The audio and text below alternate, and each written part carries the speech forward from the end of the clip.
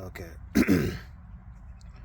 On December 26, 2020, Monday, approximately 9:30 to 9:45 p.m. in Fayetteville, North Carolina, Thomas Dakota Carroll of Fayetteville, North Carolina, decided to drive on Person Street sidewalk near South C Street, drove on the sidewalk, and subsequently broke my legs. Now, let's fast forward. He's a U.S. Army soldier currently, from what I can gather, and he lives in Fayetteville, North Carolina. I won't say the street or the address because I might get in trouble. So let's fast forward this. Today is February 26, 2024, Monday. It's not quite 9 o'clock p.m. yet, but it's about 5:45 p.m. Okay, so damn near a year and 2 months later. I'm sorry. 3 years and 2 months later, when Thomas Dakota Carroll decided to commit attempted deletion on Person Street sidewalk in Fayetteville, North Carolina. Okay, so fast forward. Like I said the date already. As I was driving to my destination in South Carolina, I heard on the radio. I'm not quite sure what was the station. I keep forgetting. I think it was like 91.5, 93.5, or 95.1, something like that. That North Carolina will start instituting a program that will, how can I say it? Will institute a program that no longer will require police officers to respond to traffic accidents. They say they're going to use some civilian investigation, traffic investigation people. I'm not too sure exactly what their title is or will be, but they say they want to free up police officers to do police work. Oh my goodness, I have a lot to say about this. Not a lot, but I have something to say about this. Okay, first of all, I think I've seen them in Fayetteville. I think I've seen them maybe like a year or two ago, and I've seen them recently, but not in 2024. But I mean, obviously, if I've seen them in 2023, 2022, I mean, then I'm sure they're still doing what they're doing. Which is kind of weird, but yeah, I started seeing them, so which is good in a lot of ways, because doing traffic accidents and waiting for the police to come is kind of like, I don't know how to. I hate when I do these YouTube videos because I never find the right words. I guess because I'm nervous or something. I'm not too sure, but waiting for them is so excruciating and draining on your time and your patience and your psychology and your resources. So maybe this will help. Hopefully this helps for a better response to a traffic accident. Okay, so a traffic accident. What does that mean? Now, when they say they're going to do this, first of all, they say they're going to institute in different cities and counties throughout North Carolina. So I'm sure they're going to try to do it in Charlotte, Raleigh, Durham, Asheville. Like I said, I've seen it in Fayetteville already. So I'm not too sure if the size of a county or the city matters, but more like going to do in the cities, in the big cities, the big counties. I'm not too sure about the medium-sized ones or the little ones. So if you know more information about this, you can contact me. All right, and let me know, or leave me a comment. Also, like and subscribe to my YouTube videos and to my channel. I greatly appreciate it. All right. So as you can see, I'm doing some work here. So So okay, so what does that do with me? Well, that's a good question. And what happened to me? Well, first of all, it's Thomas Dakota Carroll of Fayetteville, North Carolina. Pretty much got away with deleting me. Okay, I can't say certain words on YouTube. So, yeah, he deleted me. He got away with it with the help of the police. Uh, Which, when I heard the news about the traffic investigators, I was kind of happy, but it leaves a lot of questions open. All right, a lot of questions open. Are they going to respond to cars? Are they going to respond to cars that hit people? Are they going to respond to cars that hit people on the sidewalk? What else can I say? Hold on. Am I allowed, if I'm a victim, am I allowed to request a white investigator or a black investigator? Can I say this a white investigator seems racist and I want a new investigator? Can I do that? Or can the victim do that? Will this investigator go to the hospital, unlike the surviving officer when Thomas Dakota Carroll hit me on the sidewalk and got away with attempted vehicle deletion?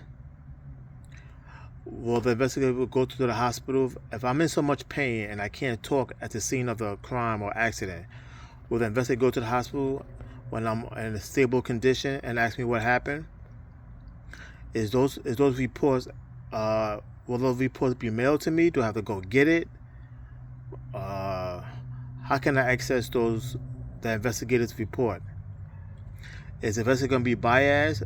Is he going to have bias training, unlike most police officers in the United States? Will the investigator write false reports?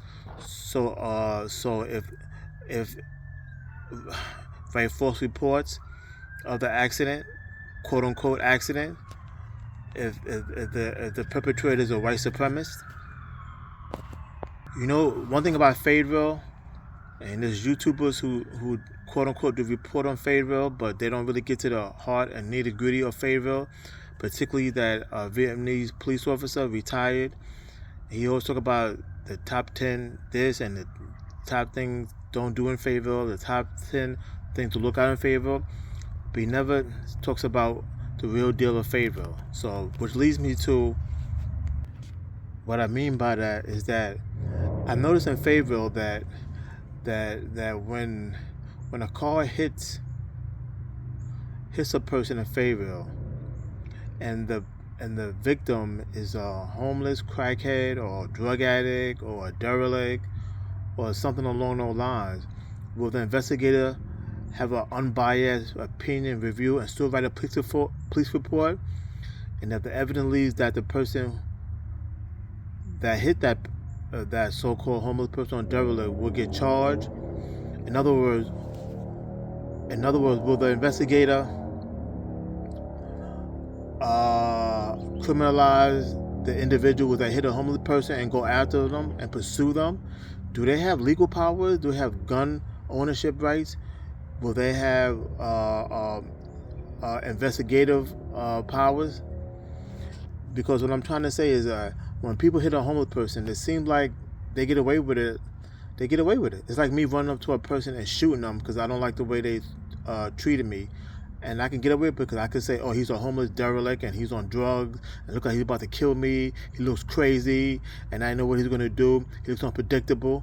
So I just want to know, will the investigator hold whoever's accountable and have the powers to write a report to put them in jail? That's what I want to know. All right. That's very important.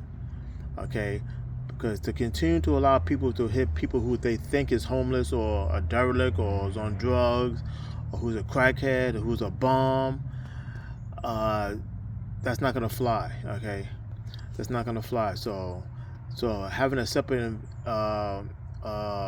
separate people to investigate traffic accidents won't mean much if they don't have the power to do real justice. All right, that's very important because Thomas Dakota Carroll unfortunately thought I was some homeless crackhead walking up and down Person Street.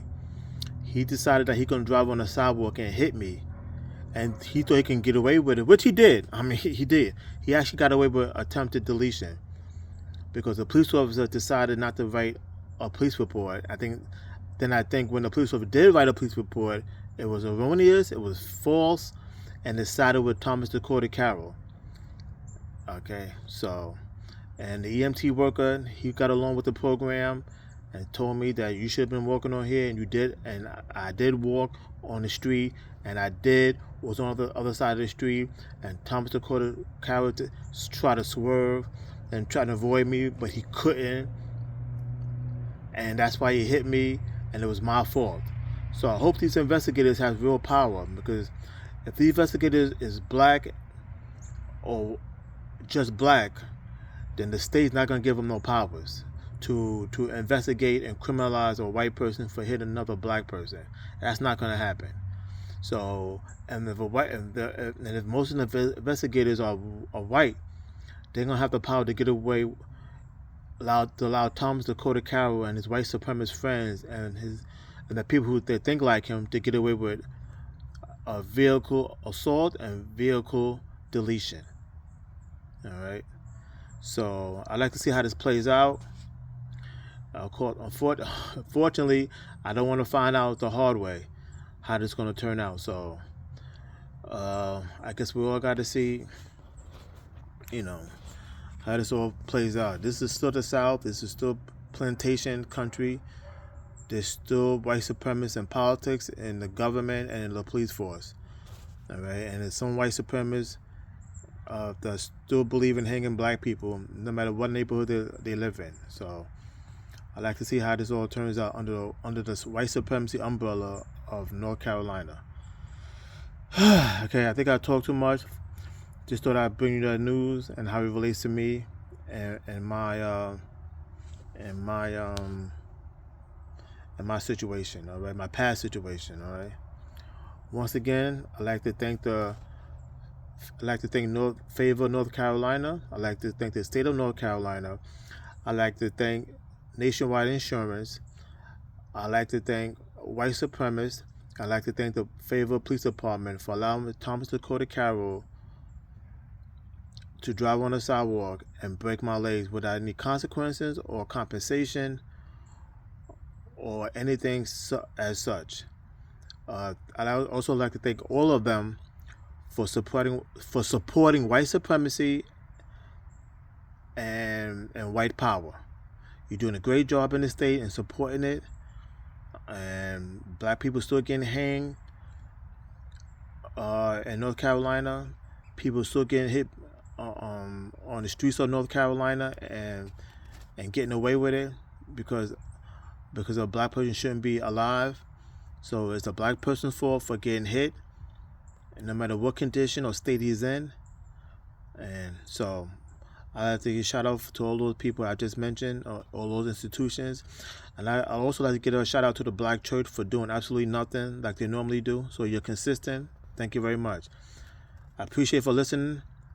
And I will hopefully post another video about this and about that and about anything else that needs to be mentioned in this world. Thank you very much.